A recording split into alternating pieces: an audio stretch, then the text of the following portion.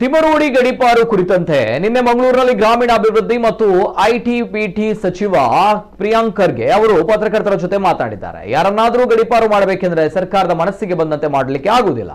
ಕೆಲವೊಂದು ಮಾನದಂಡಗಳಿರ್ತವೆ.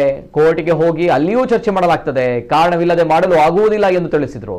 ಪ್ರಕರಣ ಅಂತ್ಯಗೊಳಿಸುವುದಕ್ಕಾಗಿಯೇ ತಿಮರೋಡಿ ಅವರನ್ನ ಗಡೀಪಾರು ಮಾಡಲಾಗಿದೆ ಎಂಬ ಆರೋಪದ ಬಗೆಗಿನ ಸುದ್ದಿಗಾರರ ಪ್ರಶ್ನೆಗೆ ಉತ್ತರಿಸಿದ ಸಚಿವರು, ತಿಮರೋಡಿ ಅವರು ಗಿರೀಶ್ ಮಟ್ಟಣ್ಣನವರು ಯಾವ ಗರಡಿಯಲ್ಲಿ ಬೆಳೆದದ್ದು? ಅವರೇನು ಕಾಂಗ್ರೆಸ್ನವರ, ಸೇವಾದಳದವರ ಎಂದು ಪ್ರಶ್ನಿಸಿದರು.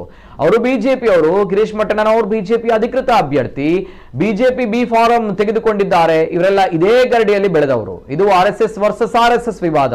ದಯವಿಟ್ಟು ಆರ್ಎಸ್ಎಸ್ ಜಗಳವನ್ನ ತಂದು ಸರ್ಕಾರಕ್ಕೆ ಹಚ್ಚಬೇಡಿ. ನಾವು ಈ ಬಗ್ಗೆ ಆಸಕ್ತಿ ಹೊಂದಿಲ್ಲ. ಎಸ್ಐಟಿ ತನಿಖಾಧಿಕಾರಿಗಳ ಬಗ್ಗೆ ನಾವು ಮಾತನಾಡಲು ಆಗುವುದಿಲ್ಲ. ತನಿಖೆ ನಡೀತಾ ಇದೆ. ಅಲ್ಲಿ ಏನಾಗಿದೆ ಎಂಬುದು ಎಲ್ಲರೂ ಕೂಡ ಗೊತ್ತಿಲ್ಲ. ಬಿಜೆಪಿಯವರಿಗೆ ಗೊತ್ತಿದ್ರೆ ಸಂತೋಷ.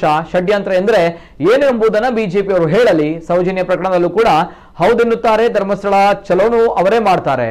ಬಿಜೆಪಿಯವರು ಆರ್ಎಸ್ಎಸ್ ಮತ್ತು ಆರ್ಎಸ್ಎಸ್ ನಡುವಿನ ಗಲಾಟೆಯಲ್ಲಿ ಸಿಕ್ಕಿ ಹಾಕಿಕೊಂಡಿದ್ದಾರೆ. ವೇದಿಕೆ ಹತ್ತಿದಾಗ ಒಂದು, ಇಳಿದಾಗ ಒಂದು ರೀತಿಯಲ್ಲಿ ಮಾತನಾಡ್ತಾರೆ ಎಂದು ಪ್ರಿಯಾಂಕ್ ಖರ್ಗೆ ಪ್ರತಿಕ್ರಿಯಿಸಿದ್ದಾರೆ. ನೋಡಿ, ಗಡೀಪಾರ್ ಆದೇಶ ಇವತ್ತು ಕಾನೂನು ಪ್ರಕಾರನೇ ಆಗ್ತದೆ. ಯಾರಿಗಾದರೂ ಗಡೀಪಾರ್ ಮಾಡಬೇಕಾದ್ರೆ ಸುಮ್ಮನೆ ನಾವು ಮಾಡಲಿಕ್ಕೆ ಆಗೋದಿಲ್ಲ. ಅದಕ್ಕೆ ಕೆಲವು ಮಾನದಂಡಗಳಿರ್ತವೆ. ಆ ಮಾನದಂಡಗಳು ಫುಲ್ಫಿಲ್ ಆದರೆ ಮಾಡ್ತಾರೆ.